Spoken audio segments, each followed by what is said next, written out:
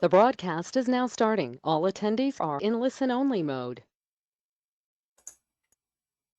Good evening, everyone. Boa noite. So before we start the webinar, I'm gonna show you a little bit about ASHRAE. So how can it contribute for your professional life?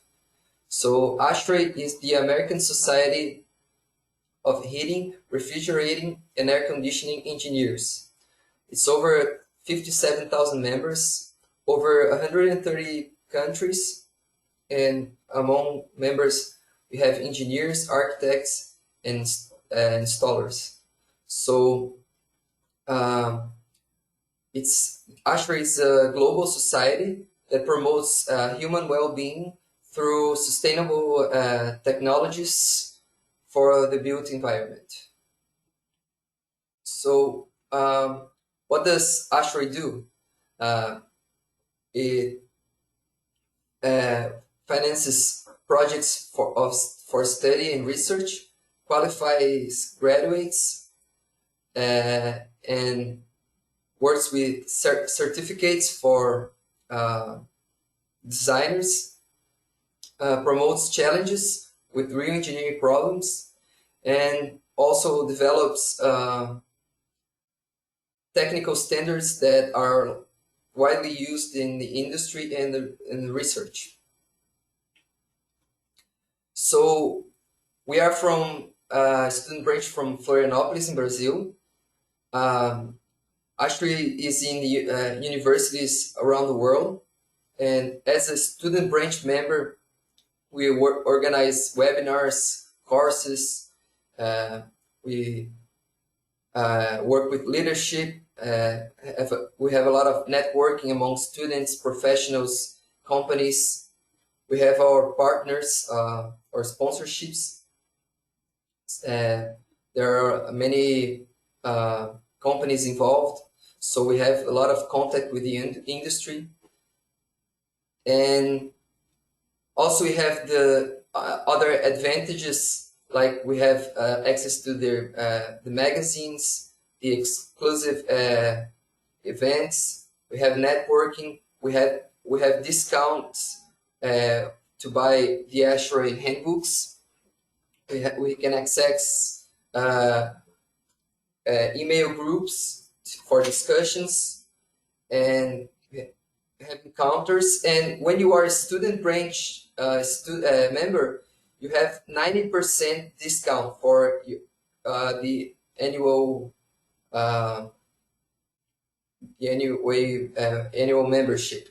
So it's a great advantage. You pay only 10%. I guess it's $25, and it works for the whole year. So it's pretty easy to be a member. Excuse me. You can join the link. For us, you should choose our university and choose our chapter, which is South Brazil. But if you are in somewhere else in the country or even the world, you can look for a closer university and a closer chapter. But if you have any doubt, you can contact us. We can help you to find the right one. So thank you very much. That's it for now. And now I'm gonna pass the presentation to Professor Roberto Lambitz, who is gonna talk a little bit about IBPSA Brasil, I guess, and the international. And thank you. Boa noite a todos. Nós estamos fazendo o evento hoje em inglês devido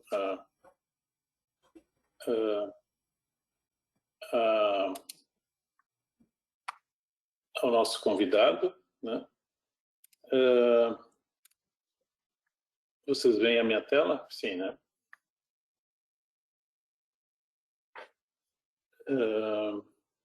Marcelo, a tela está passando? Sim. Obrigado. Então, nós vamos fazer o evento em inglês, devido ao nosso convidado Chip Barnaby. Então, bem-vindos ao webinar. Welcome to our webinar. IBPSA, it's the International Building Performance Simulation Association. Who we are? We are a non-profit international society devoted to building performance simulation. Oh, sorry. Yeah. We have approximately 4,000 members worldwide in 32 regions. We have many affiliate countries. Brazil is one of them. We have in South America, Argentina and Chile also. IBPSA holds biannual meetings. It's the Building Simulation Conference. We just had our biannual meeting in Bruges, in Belgium. We organized Building Simulation 2001 in Rio de Janeiro. So perhaps it's time to bring building simulation back to Brazil in the future. Other IBPSA activities, we have regional affiliate conferences like IBPSA Latin American that we organized a few years ago in Mendoza in Argentina and in Santiago de Chile also. We have IBPSA Communications, IBPSA News, website, mailing lists. We have IBPSA Student Modeling Competition every 2 years, IBPSA Projects, IBPSA Publications like the Journal of Building Performance Simulation and the IBPSA endorsed books. So if you want to read a good journal on building performance simulation, go to this red one in the middle. If you want to get updated with IBPSA, you can have IBPSA News. And if you want a good book on building performance simulation for design and operation, you can have this book on your right. So IBPSA Brazil has started with building simulation in 2001 in Brazil, and we are now 18 years old, so we are reaching a high age, so to speak. Our board is composed by Ana Paula Mello, that is the president. I'm the vice president. We have Anderson Letti as a secretary, Martin as a treasurer, Alberto as a board member. These webinars are organized by Alberto, but unfortunately he was not able to be here. And then Bruno, Leticia, and David. So we have about 200 members in Brazil. Currently, we don't charge any fees, and we've been organizing many webinars lately, and we have a collection of webinars that you can watch in our website. So if you want to join us and you are not yet a member, send us an email to IBPSA Brazil Google Groups and visit our website ibpsa.org.br. So with this, I finish my my presentation of IBPSA. Now I want to introduce our speaker tonight. I think Marcelo can handle the control of the screen to Chip. So we have Chip Barnaby here. It's my pleasure to introduce Chip. He's an independent software developer specialized in building performance simulation. His recent work focused on modeling residential performance in support to California Title 24 Energy Code. He's chair of the ASHRAE Special Committee on 2005. That is representation of performance data for HVAC and other facility equipment. And he serves on the ASHRAE Standard Committee and several technical committees. He's an ASHRAE Fellow and IBPSA Fellow. He has a degree in engineering and applied physics at Harvard and architecture at the University of California, Berkeley. So it's my pleasure to introduce you, Chip, and the floor is yours. Thank you very much, Roberto. As we said, I can't see what screen I'm showing. Is it the main slide? It's the right one. Okay. So let me, wait, I need to find the right thing here. All right.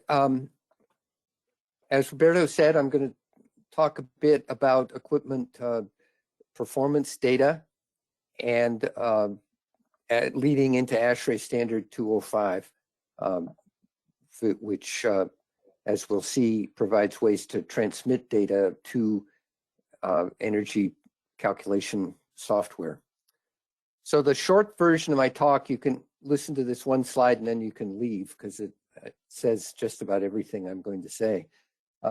Basically, detailed equipment performance data is required for good energy modeling and simulation and detailed calculations of any sort about equipment.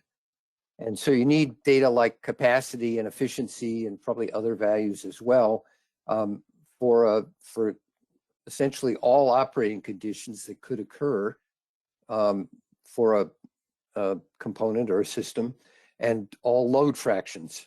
And this is a much broader range of conditions than are typically involved in ratings or just simple capacity statements or things like that.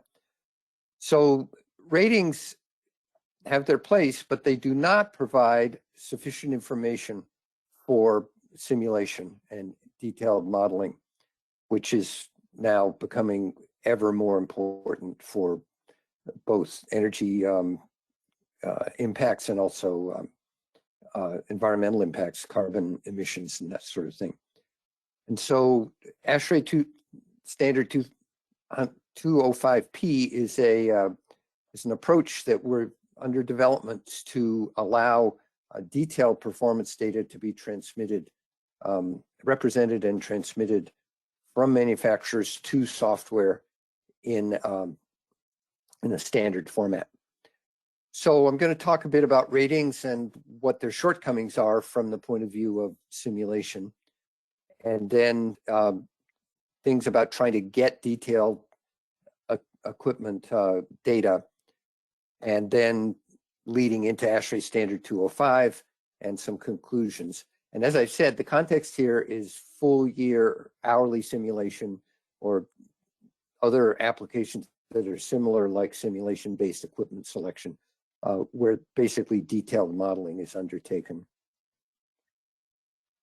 So what is a rating for a start? And it's a single value or just a few values that characterize the performance of a device, of a piece of HVAC equipment.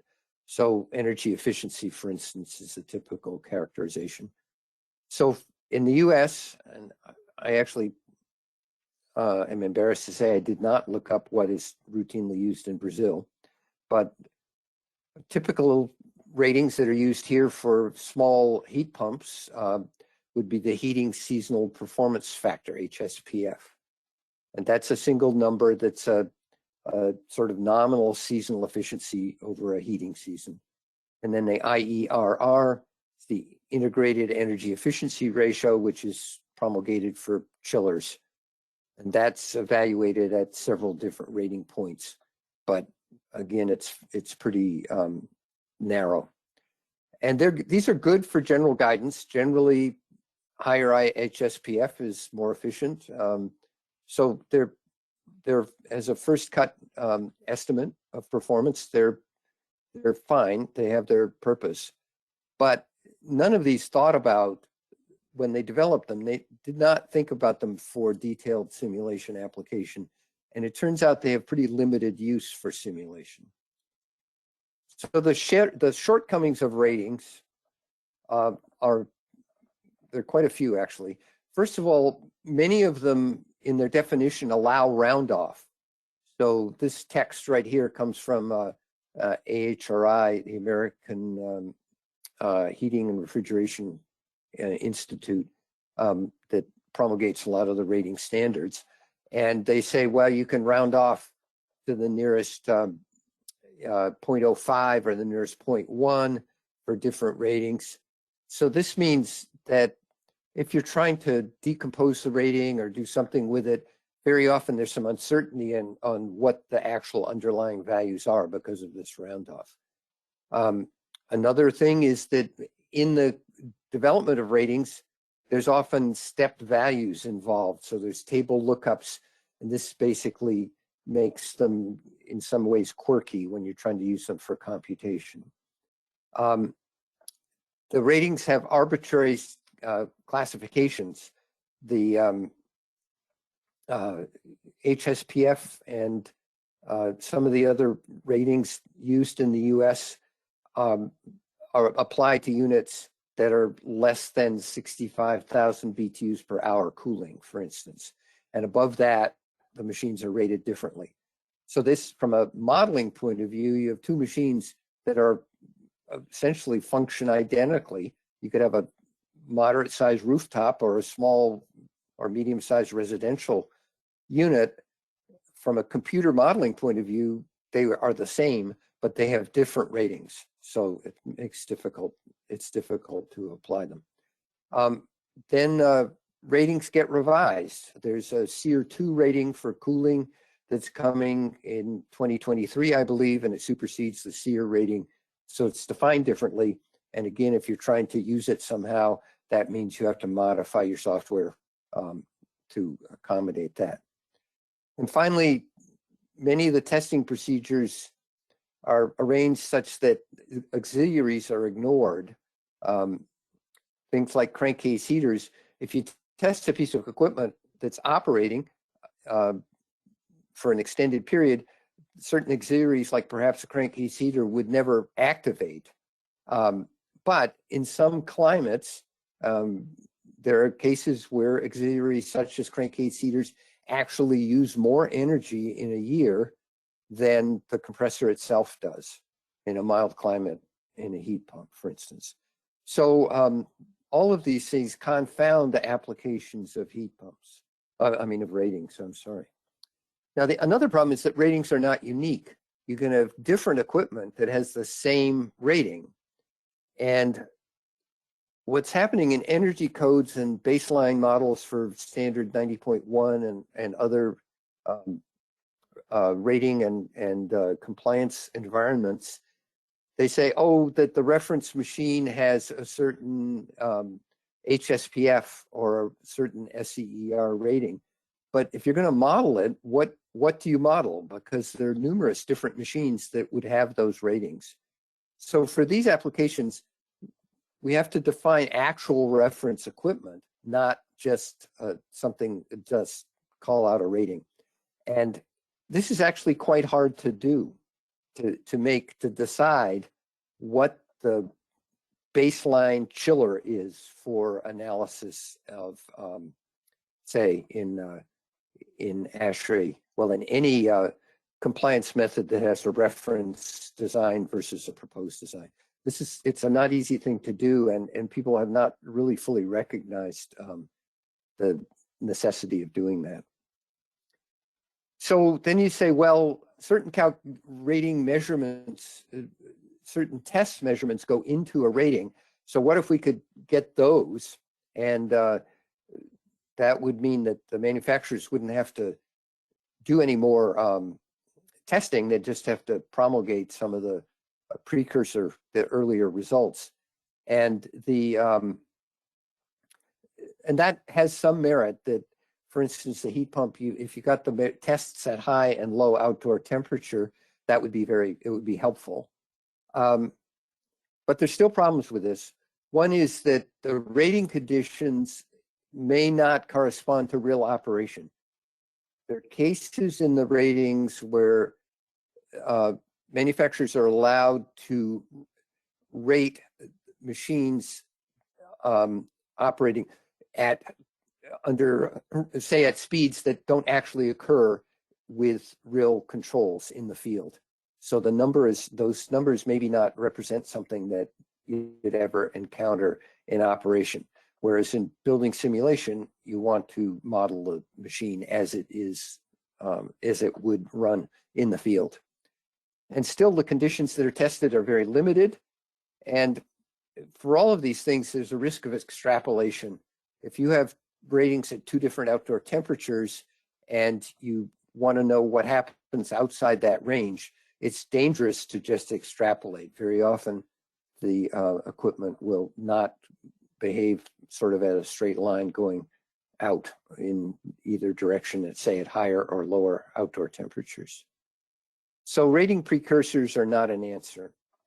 Now, many manufacturers do publish extended data of one sort or another. And so here's a table that shows the total and sensible capacity at various different entering wet bulb conditions. This is an air conditioner, and the operating power in kilowatts, different flow rates. So this is a performance map essentially, and this is moving in the right direction. But the difficulty yet is that the completeness of the data is not sufficient. For instance, if the outdoor temperature is 45 Celsius, the what is the system going to do? The highest outdoor temperature shown here is 40. And so again, you're in an extrapolation situation. And in this day and age, in many parts of many countries, Brazil and the United States included, 45 Celsius is not that rare. So you need data for these conditions. Similarly, at the low end, it's going down to about 24 Celsius. And but there may be conditions that you need cooling when it's 20 Celsius or something. So again, you need data for a broader range. So what the goal here is a much bigger performance map than this that covers a full range of equipment of conditions that might be encountered. So the way simulation models traditionally have dealt with these requirements is use curve fits, where they do correlation to the data. And Energy Plus and DO2, for instance, use curves. And this is reasonably accurate, but you don't often know what the curves are going to do, again, outside the range that they were developed for. Some programs allow performance maps. Trinsis is one of them. Energy Plus, I believe, has some performance map capabilities. ESPR does also. These are all commonly used energy simulation applications. So to get this data for big projects where you, like chillers, where the budget, the analysis budget may be reasonably large, you can get data from manufacturers and you can fit the data using external tools. You can make the curves and then you can put the coefficients into the program. This is several hours work if you can get the data at all. And so for small projects, things like residential applications, typically people just use defaults because there's no time to go through all of this and do it.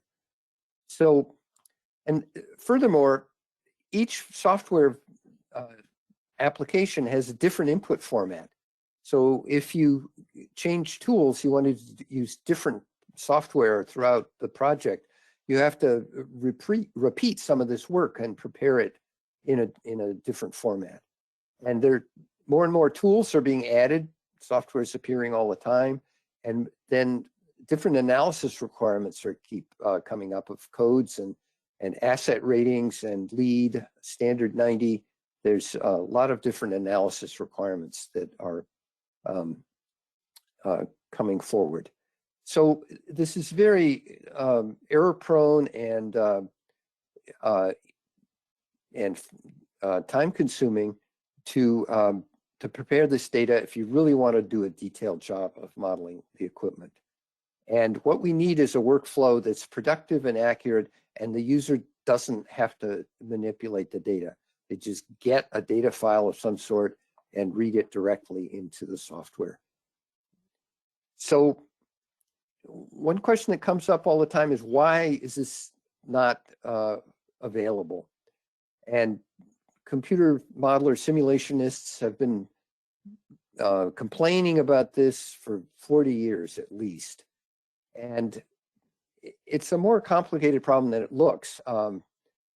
One thing is that I think manufacturers in many cases don't understand the simulation application. That's changing as the modeling becomes more and more routine. Manufacturers have limited resources. They don't have time to publish data in all sorts of different formats, so it never gets done. If it's not mandatory, they don't do it. In some cases, manufacturers absolutely just don't know. They know the capability of their equipment at design conditions, but at off design and part load and things, they may not really have a good idea, or not accurately, at least. And also manufacturers have proprietary concerns that they don't want to reveal the details of how their equipment performs. And in some ways, the user community, the modelers and designers are somewhat to blame because we've never really asked in a detailed way to get this data. So what we need is a standard that everybody agrees on. Here's how you publish the data, and then everybody, the manufacturers agree to publish in this format, and the software developers agree to use that format. So there's basically, manufacturers don't have to publish in, say, DO2 form and Energy Plus form. They just do one scheme, and the software developers have to adapt.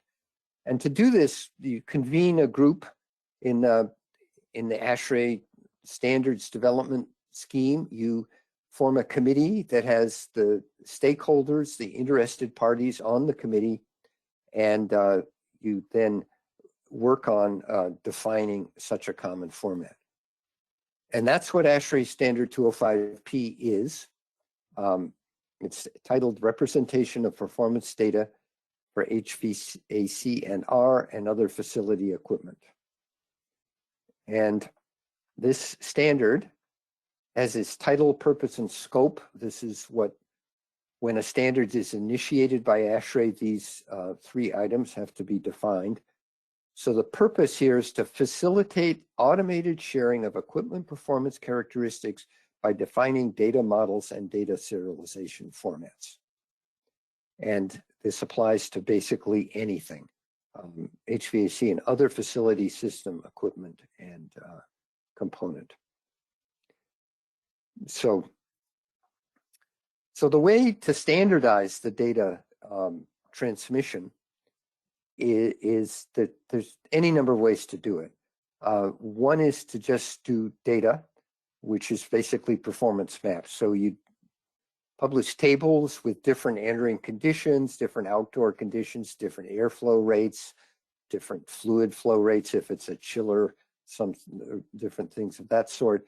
And for all those combinations of conditions, you would provide, say, cooling capacity and input power, that sort of thing. So that's one possibility. Another one is to do the coefficients that are used by some models.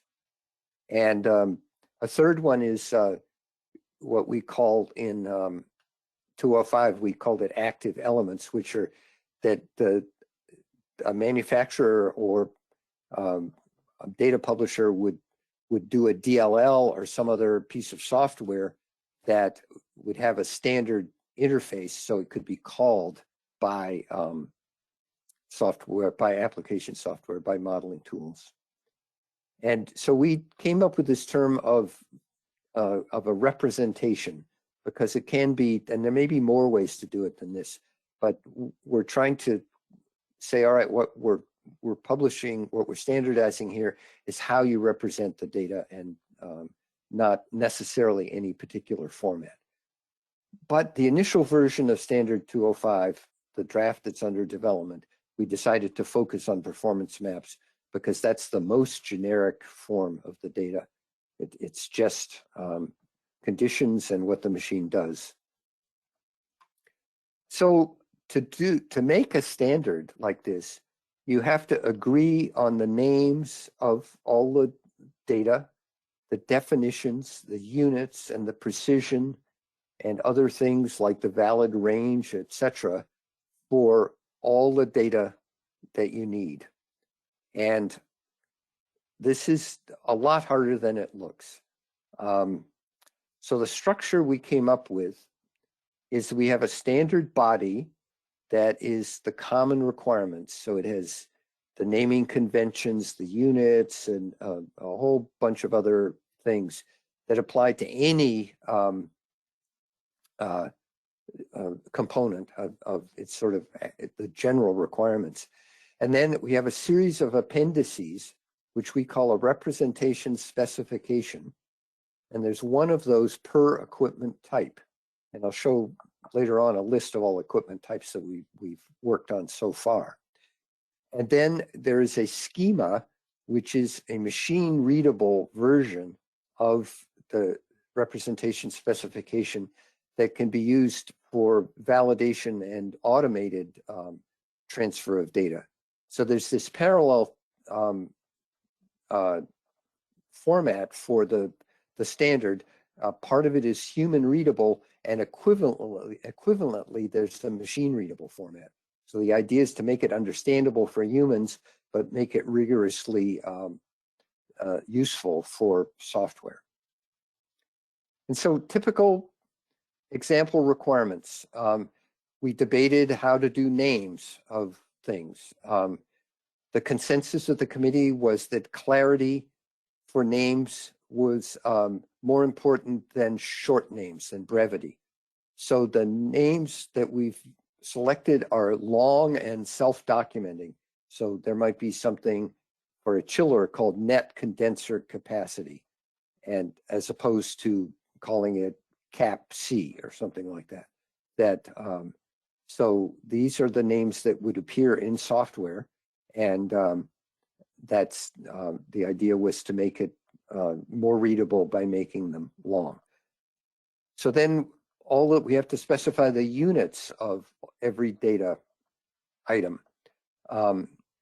So early on, we realized that if we did dual units, which is ASHRAE policy, in other words, do inch-pound units to accommodate the United States and SI to do everywhere else, it would double the burden on the publication. You'd have to do 2 different versions of each data file.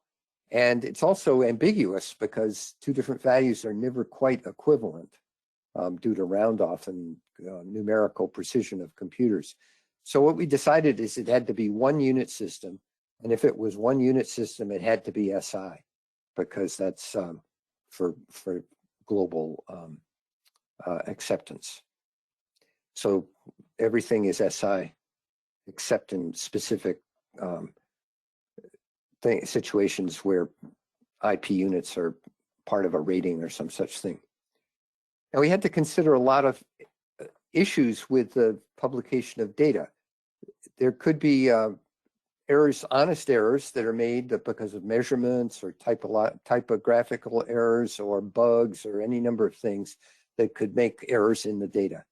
And our response to that was to provide for quality assurance rules, so there could be range checks and physical consistency, things like the wet bulb temperature of the entering air cannot be higher than the dry bulb temperature, things like that, physical limits. So that allows rigorous checking of the data all along in the process of both publishing it and also using it to see that it's good. Now there could be also bad faith errors where people want to put out fraudulent data or even counterfeit data. And we've provided for allowing digital signatures optionally, where their data can be, a data file can be encrypted essentially, and the same is useful for proprietary data. So only certain people can see it, and it can be validated that it actually came from where you thought it would. So those are sections in the standard. So a representation specification, now these are these appendices that apply to each type of equipment. And as I said, it's a human readable PDF document and that defines what is in a given representation. So this shows a data publisher how to export the data. That would be a manufacturer. And it shows an application developer how to read the data and what it means so they can figure out how to do the simulations with the data. And a user could understand the data to be clear about what information is available and what is not. They can understand what's going on better. So that's the purpose of a representation specification. So it has a number of defined sections. There's identification, which is, what is this particular device? The scope, for instance, for chillers, the scope says, well, we're doing water-cooled chillers. And then we're maybe in the works now, we're extending it to do air-cooled as well. But the scope clearly defines what kinds of machines are covered. There's a schematic diagram. There's a data model that has all the ratings and the performance maps. There's verification rules. That's the rules that I alluded to for accuracy and testing the data for potential validity errors of various sorts. There's publication rules, publishing rules that give any specific guidance to publishers, application rules for the application developers, the software developers, and references and examples. So that's what's in a representation specification. Now, as a typical one part of it, as I said, was a schematic. So what we've done is hashed out exactly what is being represented in a given representation. So we provide a schematic that shows the names of all of the variables shown associated with the flows and energy flows, fluid flows that are occurring in our abstract model of this device. So we're saying on the evaporator side of a chiller, we have the data items would have the evaporator liquid volumetric flow rate, that's the flow rate going in, and the evaporator liquid entering temperature. And then when it leaves, it would be the evaporator liquid leaving temperature. So that defines exactly what the different data items are and how they conceptually relate to each other. So then for each data item, we have, well, for data groups, we have groups of data that logically go together. And within that, there are data items. And I'm not sure this may be too small to see, but for each one that have the name, which in this case would be input power for the first row here, then the description is the total input power. Its data type is defined, and this is technical sort of computery stuff. And this is all laid out in the front matter of the standard, the first portion of the standard, exactly what this means. And the units are watts. It has to be greater than or equal to 0. It's required data. And then we provide notes that says this is all power consumed by the chiller, including controls, motors, variable speed drives, purge units, sump heaters, fans, etc. So we're trying to define very clearly what each data item is.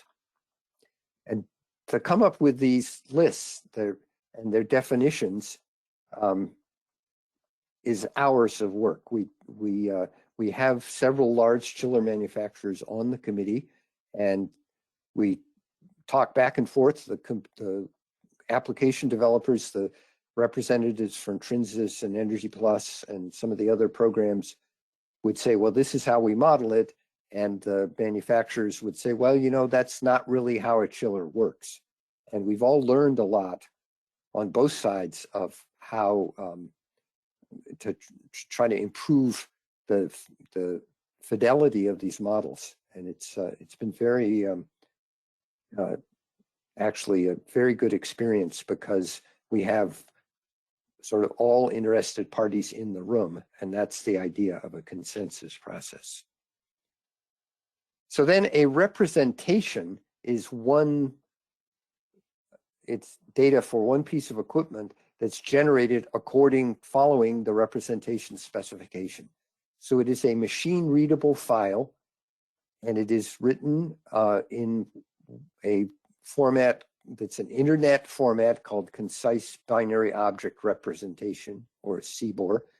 And these, a lot of these techniques and data formats and things have been developed for transmitting data around the internet, and they're exploitable for our purposes.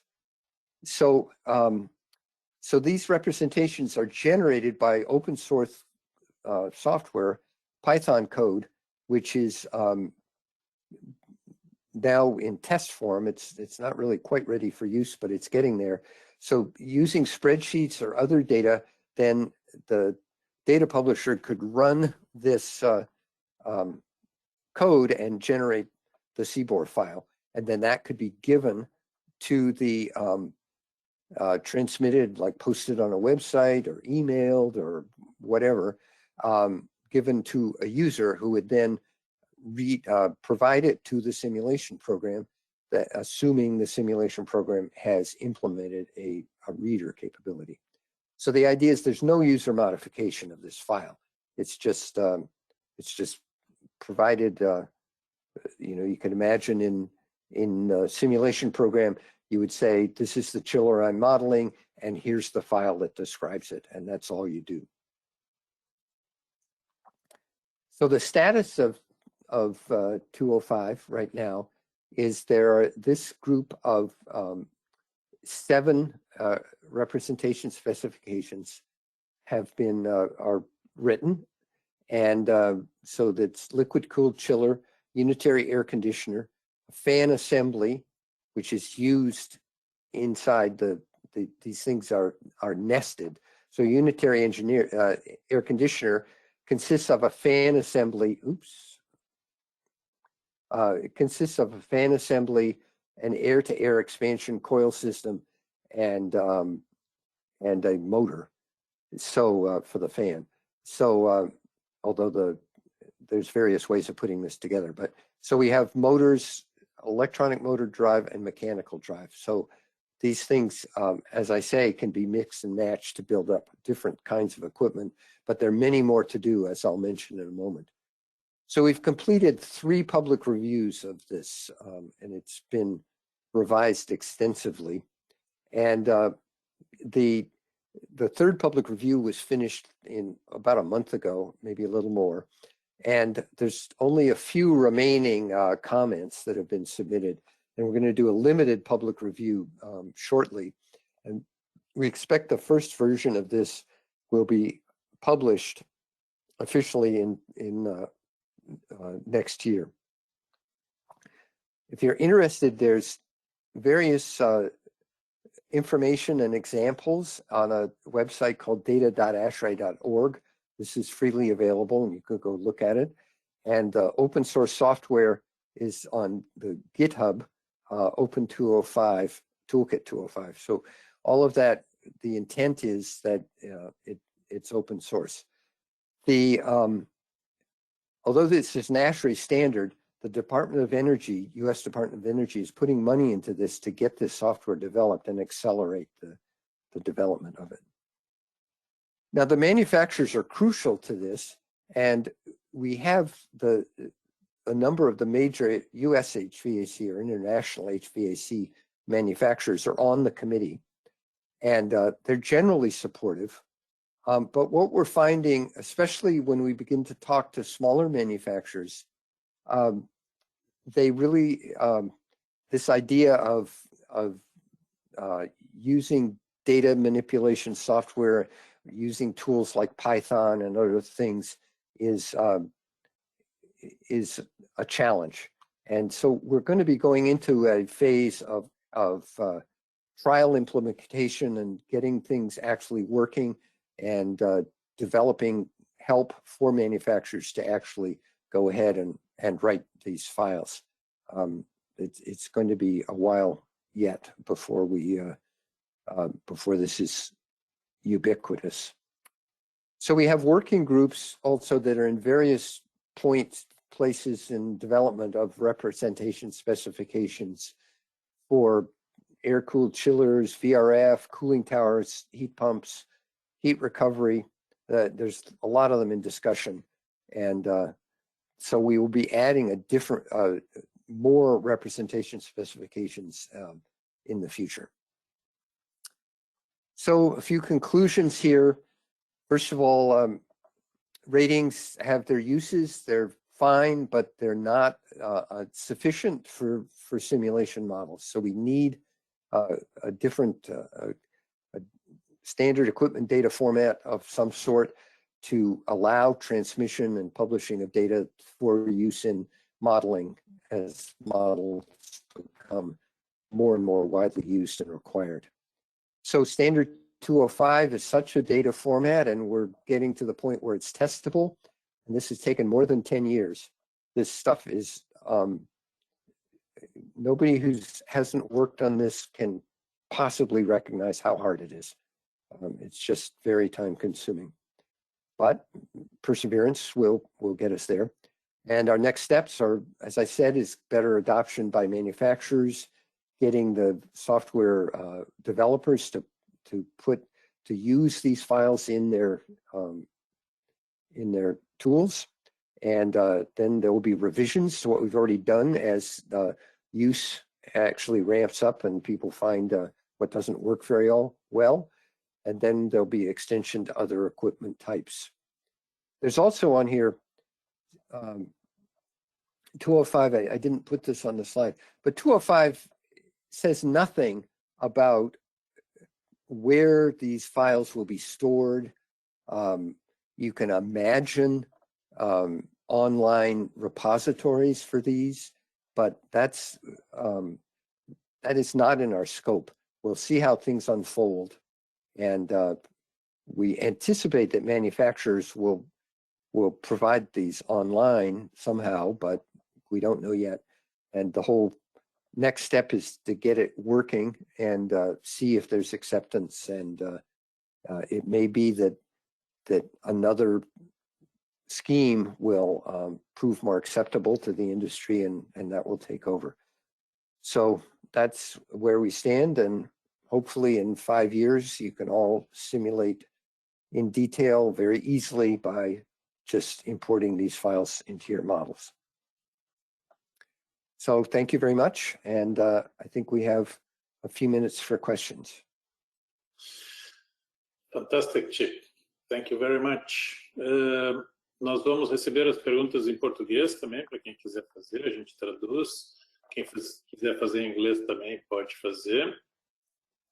Não sei se já temos alguma pergunta aí, Marcelo.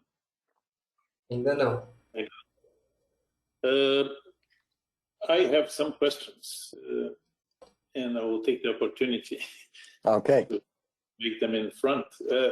You said that proprietary data will be encrypted, but if it is encrypted, how are you going to use it in the software? I mean, how can the software read? Well, what we anticipate, and we'll see if this comes to be, is that a manufacturer could provide data to a user, for a particular project, and they would provide the key for that data. So it would be, so the user could not, they could use it for their project, but they couldn't, without violating an agreement, they couldn't give the data to somebody else. That's the idea. Because we're not, essentially we're trying to get the format to work. and the business aspects of it, how manufacturers want to share the data, who they give it to, is it public, etc. That is, we don't want to get into that. Manufacturers will, these things will unfold in various ways. We definitely anticipate that making reference equipment, either us or somebody, say for standard 90.1, that'd be standard reference chillers and that sort of thing. And those would just be publicly available. They'd be on the ASHRAE website probably, right? So there's going to be different situations with different restrictions. Thank you. I mean, I've met you many times in the past, and you've been involved in this standard quite for a long period, but were you the original coordinator when it started? I was one of the people. This grew out of TC 4.7 in ASHRAE, which is energy calculations, and because, as I said, we've been complaining for 40 years, and always at energy at TC 4.7, it's always like, oh, where do we get the data to model equipment? And finally, the light bulb turned on in my head and other people's that, well, ASHRAE is a standard making body, so let's make a standard. This is our, it's in the domain of ASHRAE. So so we undertook that, and we got the standard approved. As I say, we didn't think it would take 10 years, and we're not done yet, but it's these things take, standardization in general takes a very, very long time. I've been learning some about how the C++ computer language is standardized, and they've been at it since 1989, and and they release a new version every 3 years, and it's a big project each time they do it. So it's tough. So, but I think perseverance is the only way to get there. So. Well, thank you for your perseverance, because I mean, we are reaching there. You mentioned also that it has passed 3 public reviews already. Right. How many public reviews are normally done for a standard? Oh, it varies a lot. There's some of them that have 1 public review, and that's I'm sorry, my phone is ringing here. Hang on.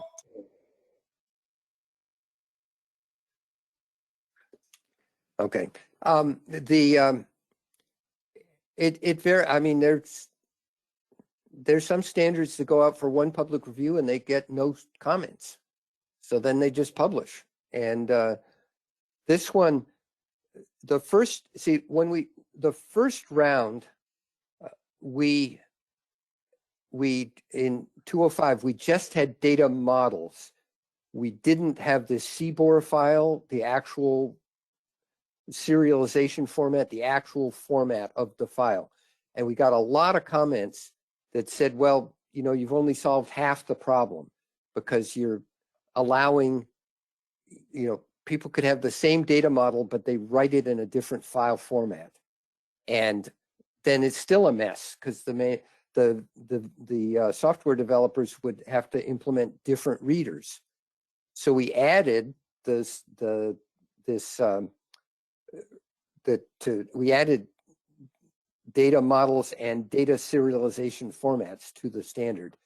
And so we had to get all that in there. And then this automated schema thing, which allows generating the files, both the file writer and the file reader, in a more rigorous way. At first, we were trying to keep the test software and the written document compatible, make them identical by hand. And that is very hard to do. And we kept making mistakes that would change the written document, and then the software would be wrong, or vice versa. And so now we made this automated scheme that the table that I showed, that with the data element like input power and all the different the units and all the attributes of the data, that's generated automatically and from a primary schema information. So everything is, the whole thing is much more like software than it is often a standard that's a human written document. And that's the only way to do it accurately enough in our experience. We had a lot of trouble before we did that. So all of that took time. And then the other thing that sped us up now is the Department of Energy has put money into it. So that's made people, it's not just a volunteer effort, people are putting real time onto it. So, but we'll see. I mean, we have now, the thing is in pretty solid form. So we said, okay, now let's make a representation for a real air conditioner, not just an example. Let's do a real one. And so we have started approaching one manufacturer who's very supportive, said, okay, now can we work with you and put this data together? And, it's just been, they don't get back to us. It's until this, it's going to take a lot of time because they just saying, it's always, I don't have time to do this, talk to me in 2 weeks. And so we will see, but. Yeah. Marcelo, do you have questions there? Because I can keep on with my. We have a question from Maíra André. So yeah, I'm gonna translate it.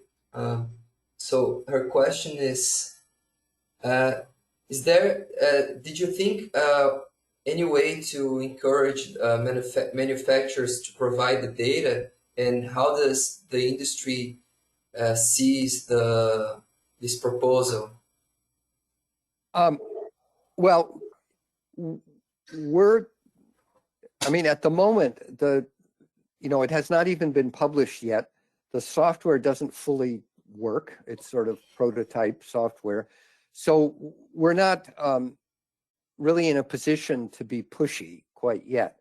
So we're going to gradually, try to work with specific manufacturers and see if eventually, I think in the long term, and I don't know, maybe, I don't know what years, some of this will be required for code analysis and things.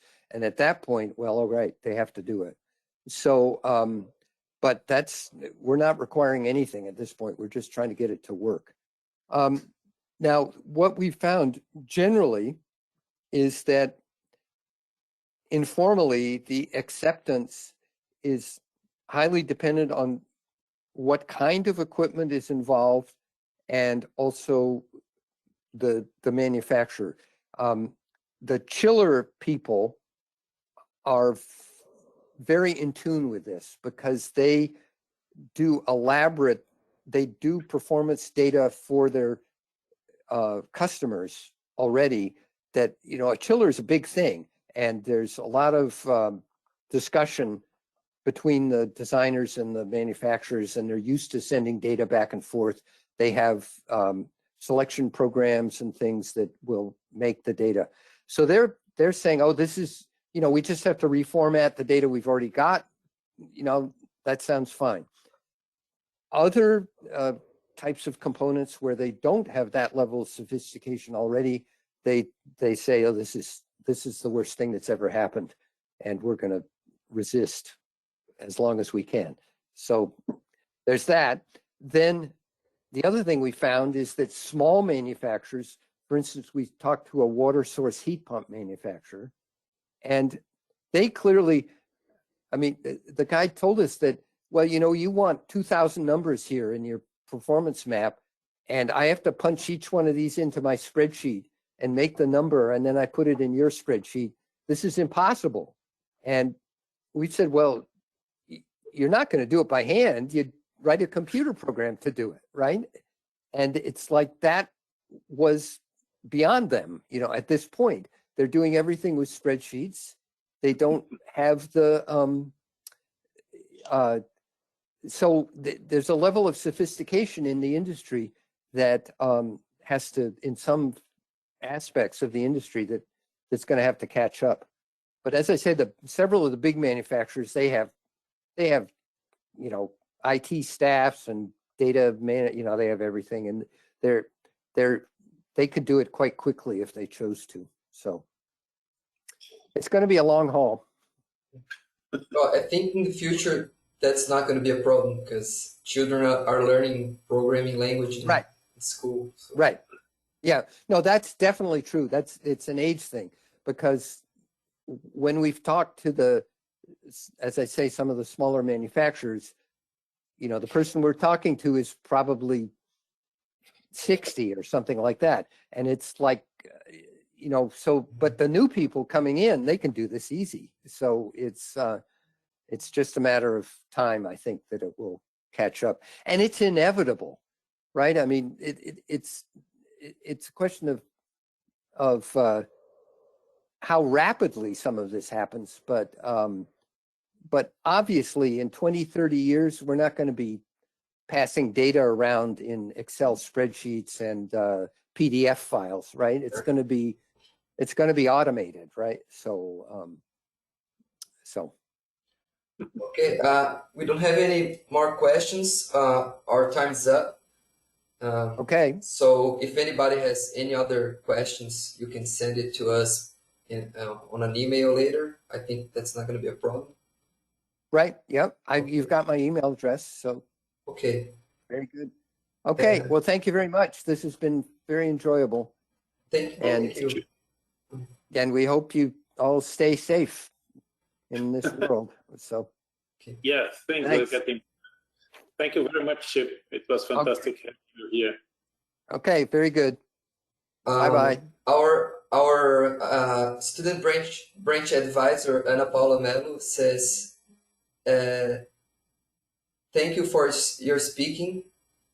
We are grateful for the time and effort you took to share your thoughts and experiences. Well, you're welcome. I'm going to say that too. Thank you very much for your time and your presentation. And thank you for the attendees. Thank you, Professor Lamberts. And see you next time. Good night. Great. Bye-bye.